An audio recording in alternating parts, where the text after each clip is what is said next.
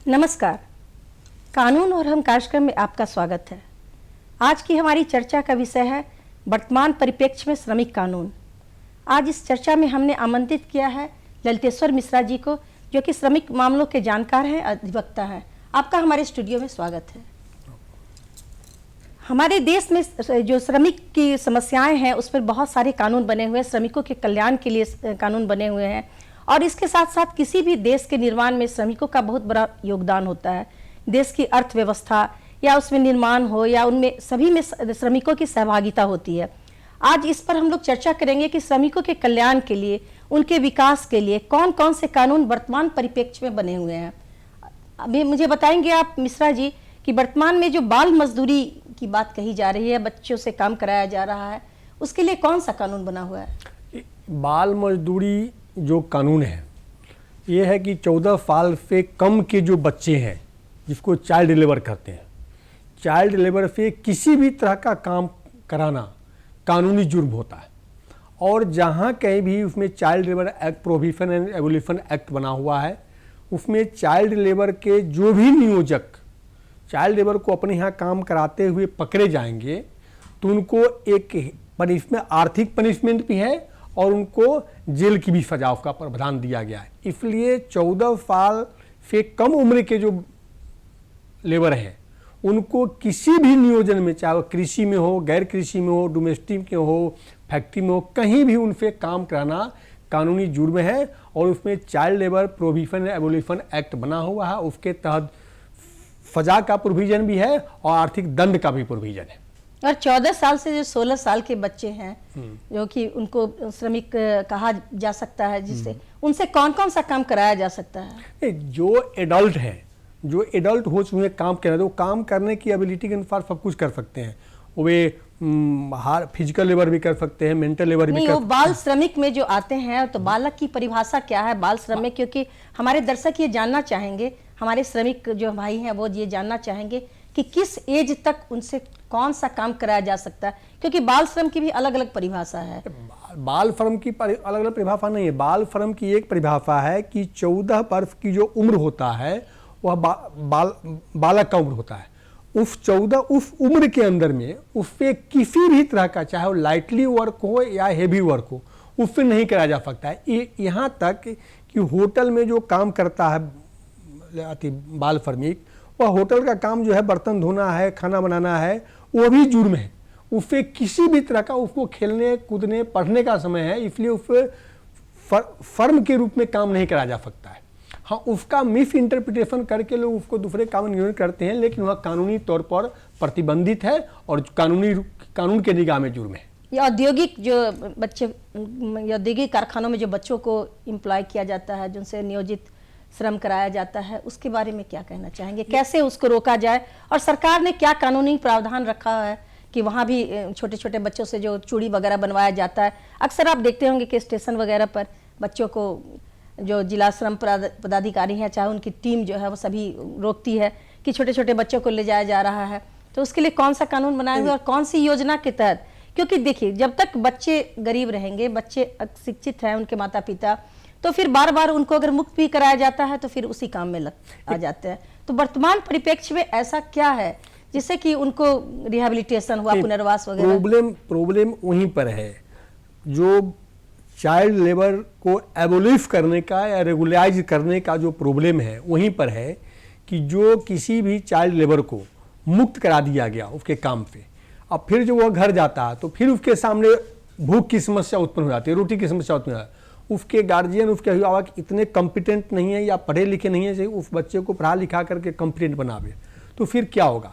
तो ऐसे परिस्थिति में चाइल्ड लेबर एबोलिशन और रेगुलेशन एक्ट जो बना हुआ है, और उसमें जो डिफरेंट स्टेट गवर्नमेंट के द्वारा और केंद्र सरकार के द्वारा भी एक प्रावधान बना हुआ है कि उस बच्चे को उनके गार्जियन को हवाले करके उसको रिहेबिलिट करना है, उनको ऐसा साधन संपन्न कराना है कि बच्चे को बाल मजदूरी करने की मजबूरी नहीं हो, बल्कि उसको पढ़ाई लिखाई हो।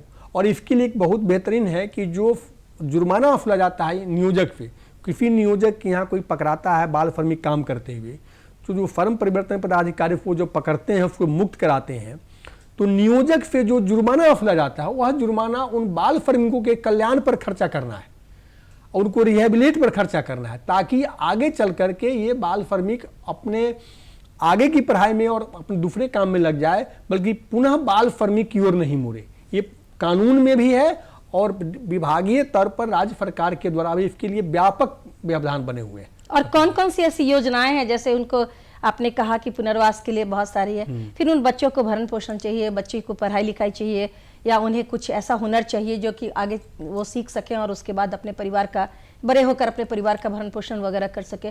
तो ऐसी कौन कौन से कल्याण की योजनाएं हैं सरकार के द्वारा?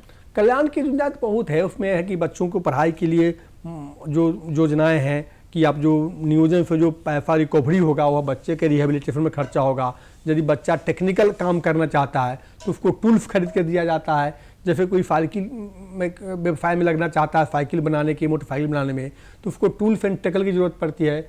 उसके गार्जियन के पास में पैसे नहीं है कि वो कर सकता है, तो उसको ये पैसा प्रोवाइड कराया जाए कि वह टूल्स टेक्निकल वह अपना काम कर सके, अपनी व्यवसाय कर सके। लेकिन ये सब काम बालपन की स्थिति में नहीं होगा, वह जब एडल्ट हो जाएगा 14 साल, मतलब उसके भविष्य के लिए होगा। भविष्य के लिए बहुत सारी योजनाएं ऐसी आई हैं, उसकी पढ़ाई लिखाई के लिए, छात्रावास वगैरह है, श्रमिकों के सब कुछ व्यवस्था है, कानून में सब कुछ व्यवस्था है। लेकिन उसको प्रॉब्लम यह है कि उसको सही ढंग से इम्प्लीमेंट करना है, इन्फोर्स करने के। लॉ को यदि बेहतर तरीके से इन्फोर्स करते हैं तो कोई अति नहीं है कि चाइल्ड लेबर जो है हमेशा इन्फोर्समेंट के लिए हमारे श्रमिक भाई ये जानना चाहेंगे कि इसको इन्फोर्समेंट के लिए कौन कौन सी संस्थाएं अभी काम कर रही हैं सरकार के द्वारा, जो कि बाल श्रमिक से हमारा समाज मुक्त हो सके, क्योंकि कहते हैं कि बाल श्रम समाज के लिए अभिशाप है।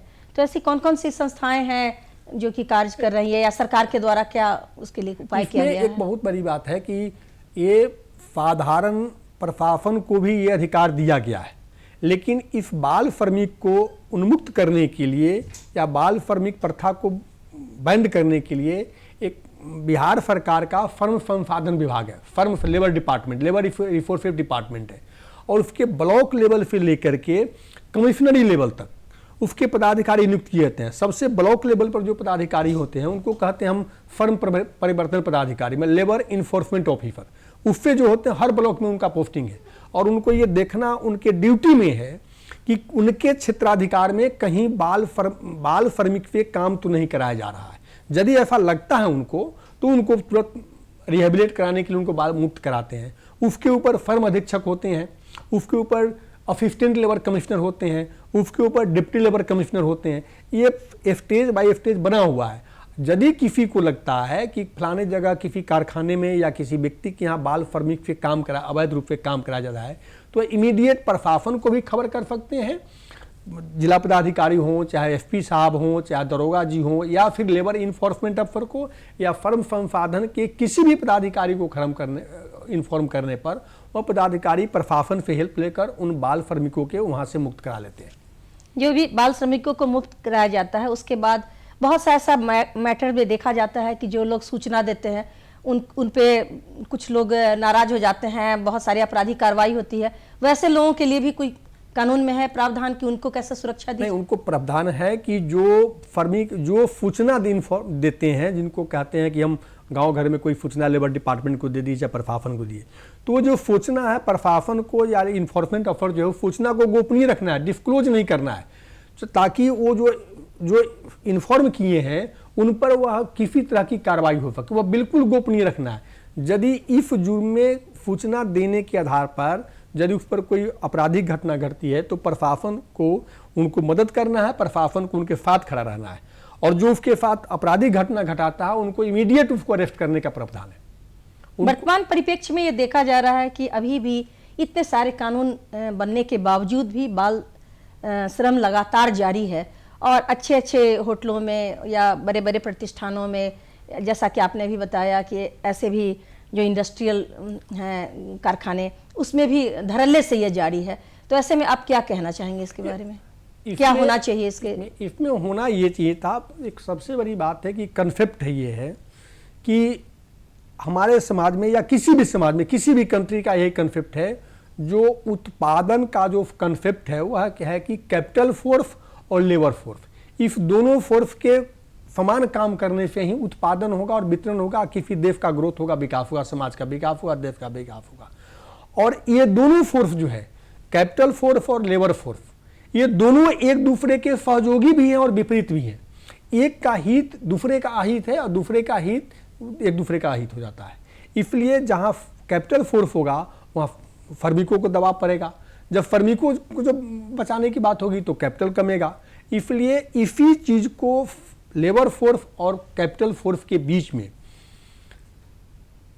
ये कैसे मेंटेन किया जाए, चेक एंड बैलेंस कैसे बना रहे, संतुलन कैसे बना रहे और उत्पादन बाधित नहीं हो, वितरण बाधित नहीं हो, विकास बाधित नहीं हो, इसी के लिए सरकार ने औद्योगिक विवाद अधिनियम लाया था। औद्योगिक विवाद अधिनियम 1942 में बना था, जो आज भी एग्जिस्ट कर रहा है। उसमें बहुत सारे अमेंडमेंट हुए हैं और उस अधिनियम के तहत किसी भी श्रमिक के या मैनेजमेंट के बीच में किसी तरह का कोई विवाद होता है तो उसके लिए काउंसिलिएशन ऑफिसर की नियुक्ति की गई है, जो डिप्टी लेबर कमिश्नर होते हैं, फर्माधीक्षक होते हैं, और उनके यहाँ किसी तरह का कंप्लेन जाने पर वह केस नहीं करते हैं, ये काउंसिलिएशन के दोनों पार्टी को बुलाकर, दोनों पक्ष को बुला करके मामला को रिजॉल्व करते हैं। यदि उनके यहाँ से मामला रिजॉल्व नहीं हुआ तब वह मामला न्यायालय में रेफर हो जाता है। कुछ महत्वपूर्ण श्रम कानूनों की भी हम लोग चर्चा करना चाहेंगे, जैसे कि भी बाल मजदूरी की बात हो रही थी, बाल श्रम की बात, बंधुआ मजदूरी, जैसे आपने औद्योगिक विवाद की बात कही, लेकिन अक्सर देखा जाता है कि सालों साल तक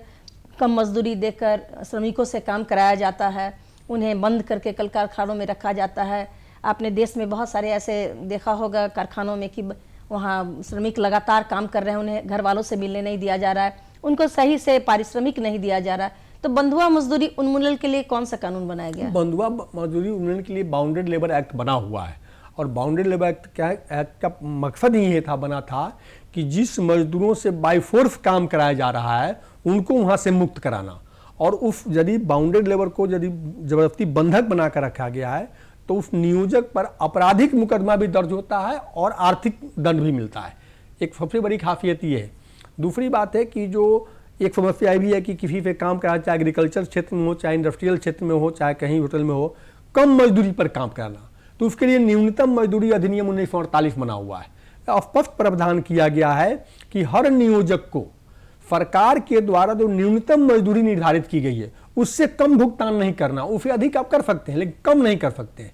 यदि किसी लेबर को कम मजदूरी पर भुगतान कराया जा रहा है, कम मजदूरी पेमेंट किया जा रहा है, तो ऐसे परिस्थिति में वह मजदूर स्वयं भी अपना ग्रीवांसेस, अपना कंप्लेन लेबर इन्फोर्समेंट के यहाँ या लेबर डिपार्टमेंट में कर सकता है, या लेबर इन्फोर्समेंट ऑफिसर जो होते हैं स्वयं जाकर इंस्पेक्शन करके भी, पूछताछ करके भी, उनको लगता है कि नहीं इन मजदूरों को कम मजदूरी दी जा रही है तो नियोजक पर कार्रवाई करते हैं।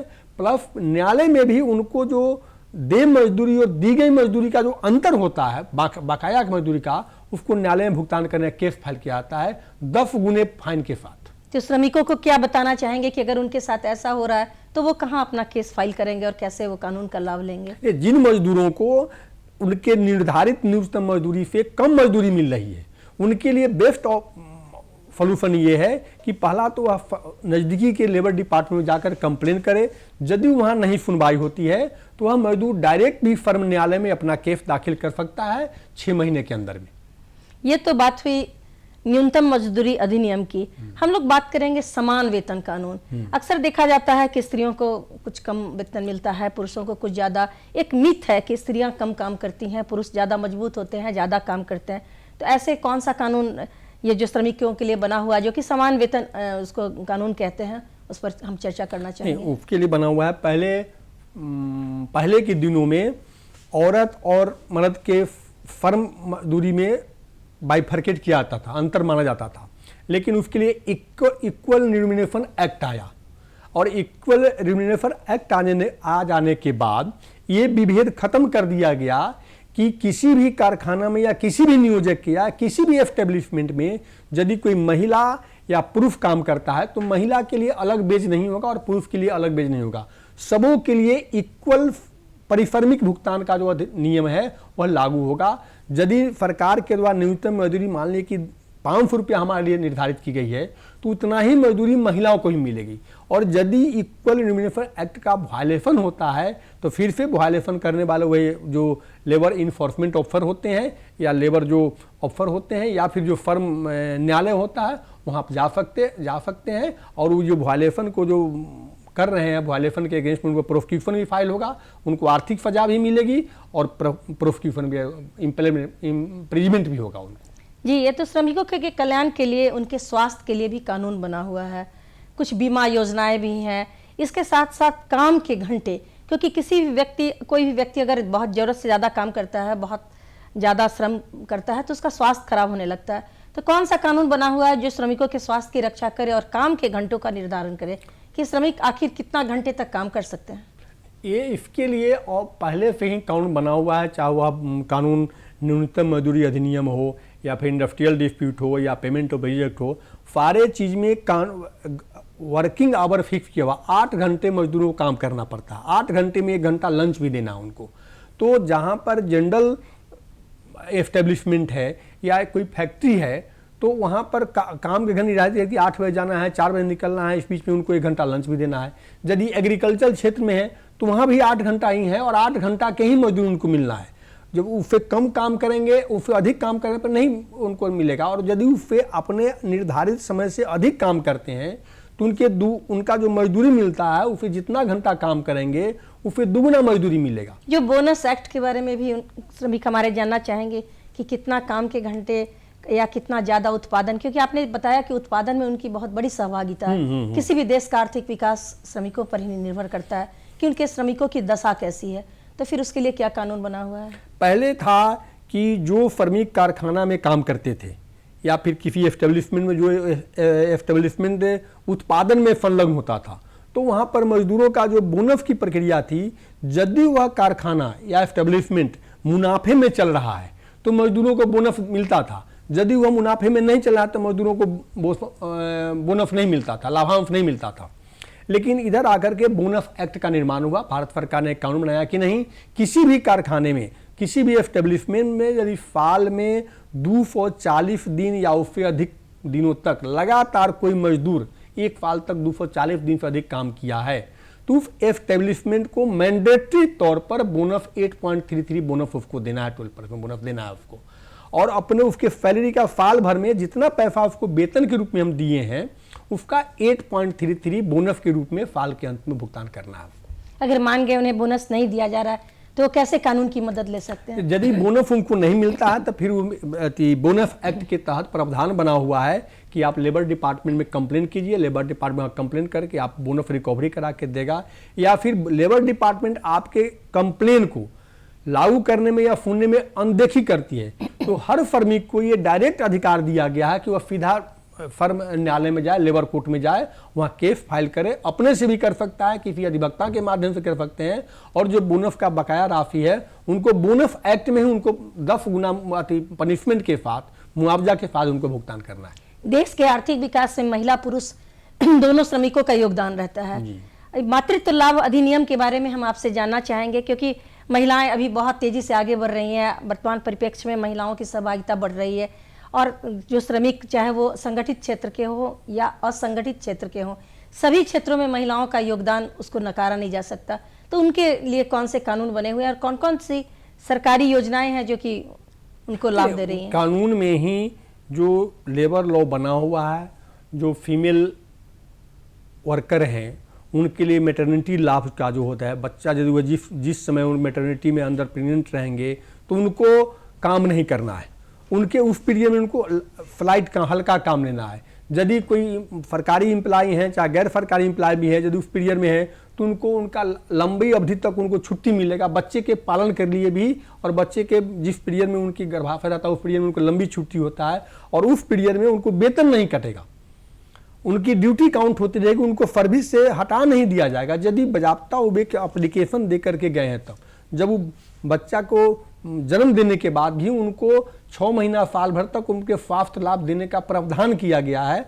और खास करके अभी के दौर में जब पूरे उत्पादन की प्रक्रिया पर और वितरण की समाज में व्यापक तौर पर महिलाओं की एक व्यापक भागीदारी हो रही है, हवाई जहाज से लेकर के सुई बनाने के काम में महिलाओं की सहभागिता हो रही है, ऐसी परिस्थिति में महिलाओं का जो प्राकृतिक प्रॉब्लम है उसको रिजॉल्व करने का सभी श्रम कानूनों में एक स्ट्रॉन्ग व्यवस्था किया गया है, मजबूत व्यवस्था किया गया है कि महिलाओं का शोषण नहीं हो। उसके लिए आपको किया कि वर्क प्लेस पर एक्सप्लॉयटेशन होता, सेक्सुअल एक्सप्लॉयटेशन होता था, बच्चों के वो भी एक फर्म कानून में अमेंडमेंट हुआ है। दूसरी बात है कि जो चाइल्ड बच्चे आकर के हम काम करते हैं फैक्ट्री में, तो बच्चे कहाँ रहेंगे, हम तो काम में रहेंगे, बच्चे कहाँ रहेंगे। तो ये contract labour and evolution act में ये प्रावधान लाया गया और इंडस्ट्रियल डिस्प्यूट एक्ट में भी कि हर एस्टेब्लिशमेंट को किसी महिला वर्कर के बच्चे को खेलने के लिए, रहने के लिए व्यवस्था करके रखना है और हर 2 घंटे पर 4 घंटे पर अपनी उसको माँ से जाकर मिलने के लिए। वर्तमान परिप्रेक्ष्य में इसमें सुधार लाया गया है, क्योंकि अक्सर ऐसा देखा जाता था कि कर्मचारी लोग, जो महिलाएं कुछ हैं ऐसी जिनके छोटे छोटे बच्चे रहते थे, तो वो काम पे नहीं आ पाती थी, जिसके कारण उत्पादन प्रभावित होता था, देश का विकास प्रभावित होता था। तो उसके लिए क्रेच की व्यवस्था की गई है ताकि महिलाएं काम भी कर सकें अपने कार्यस्थल पर और उनके बच्चे भी सही से ढंग से पल सके और उसके साथ साथ उनका भी पालन पोषण अच्छे से हो ताकि देश के विकास में उनका भी कुछ योगदान हो। तो इसके साथ साथ हम आज चर्चा करना चाहेंगे कर्मचारी राज्य बीमा योजना। श्रमिकों के लिए कौन सा ऐसा बीमा का प्रावधान है जिसके कारण, क्योंकि कभी भी जब व्यक्ति का भविष्य अगर सुरक्षित नहीं होगा तो कार्य करने में अपनी उतनी रुचि नहीं दिखाएगा। तो कर्मचारी राज्य बीमा योजना के बारे में बताएंगे हमें। कर्मचारी राज्य बीमा योजना जो है वह इंश्योरेंस पॉलिसी है। Actually madam, provident fund act, employees provident fund and miscellaneous provision act 1952 बना हुआ था 1952 में। उसमें प्रोविजन था कि जो कर्मचारी या मजदूर या कोई काम करेंगे और लगातार काम करते हैं तो उनको उनके वेतन से 12% और उतना ही पैसा नियोजक के वेतन को भी जमा करके भविष्य निधि खाते में जमा होता था। आगे के दौर में जाने के बाद में उसमें कंट्रीब्यूटरी प्रोविडेंट फंड आया, उसी में से पेंशन की भी व्यवस्था की। ये सरकारी कर्मचारी जो पेंशन लेते थे उनका उसी प्रोविडेंट फंड की व्यवस्था था। उसी में इंश्योरेंस योजना भी है, उसी में कंट्रीब्यूटरी प्रोविडेंट फंड योजना भी है, लिंक इंश्योरेंस योजना भी है। और हर कर्मचारी जो ही वह चला जाता है, जिसका पीएफ हो गया, प्रोविडेंट फंड कट गया, उसको इंश्योरेंस से जोड़ दिया जाता है ताकि काम के दौरान किसी तरह की यदि वह घटना घट जाती है उसको, तो वह इंश्योरेंस कंपनी उसके लिए जिम्मेदार होती है। यदि उस वर्कर को इंश्योर्ड नहीं कराया गया है, उसमें प्राइवेट इंश्योरेंस भी करते हैं, सरकारी इंश्योरेंस कंपनी भी है, यदि वह वर्कर इंश्योर्ड नहीं है तो उसकी सारे की सारे मुआवजा की जवाबदेही जिस नियोजक में वह काम करता था वह नियोजक को भुगतान करना पड़ता है। और एक मजदूर किसी नियोजक क्या काम करता है, काम करने के दौरान वह दुर्घटनाग्रस्त हो जाता है, वह अपंग हो जाता है, तो अपंगता के परसेंटेज के आधार पर कितना परसेंट उसकी अर्निंग कैपेसिटी खत्म हो गया, उसका मुआवजा निर्धारित है कानून में। यदि वह मर गया, उसकी डेथ हो गई, तो उसके लिए कम से कम 10 लाख रुपया का मुआवजा उसकी निर्धारित है। उसके वेतन पर, उसके एज फैक्टर के हिसाब से कितना दिन काम किया, कितना उसका वेतन है, कितना उसका उम्र था, उसके हिसाब से। लेकिन उसके कैलकुलेशन के बाद आता है कि किसी भी मजदूर को जो दुर्घटना के दौरान मर जाता है तो 10 लाख से कम का कंपनसेशन उसको नहीं मिलता है। यदि वह एक बांह कट जाता है, एक अंगुली भी कट जाएगा, तो उसके लिए भी मुआवजा का प्रावधान किया। अगर नियोक्ता मुआवजा नहीं दे रहे हैं तो उसके लिए हमारे श्रमिक भाई हैं, किनसे संपर्क करेंगे और कहाँ जाकर वो अपने कानूनों की रक्षा कर पाएंगे? जो भी कानून के तहत जो भी उनके अधिकार मिले हुए हैं उनकी रक्षा के लिए कौन सा ऐसा ट्रिब्यूनल बना हुआ है, उसके विषय में भी जो कानूनी प्रावधान है उसके विषय में भी कुछ जानकारी दें। तो उसमें प्रावधान है कि यदि भी कहीं दुर्घटना होती है और दुर्घटना के दौरान मजदूर या तो मृत्यु हो जाती है या वो अपंगता हो जाती है, तो ऐसी परिस्थिति में उसके जो मजदूर मर जाते हैं या अपंगित हो जाते हैं तो उनका जो परिवार होगा, उन पर जो निर्भर होगा, वह जाकर के सीधा डिप्टी लेबर कमिश्नर एक बैठते हैं, उनके यहाँ complain file deputy labour commissioner के यहाँ उनको फाइल करना है और नियोक्ता की मजबूरी है कि उन्हें देना ही है, क्योंकि कानून अगर वो पालन नहीं करते हैं तो कहीं ना कहीं ये दंडनीय अपराध होगा और उन्हें मुआवजा देना ही पड़ेगा।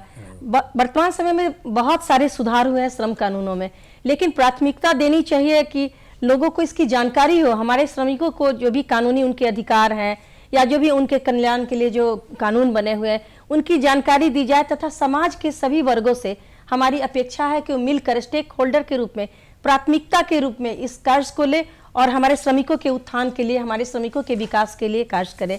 आप हमारे स्टूडियो में आए आपका बहुत बहुत धन्यवाद। धन्यवाद।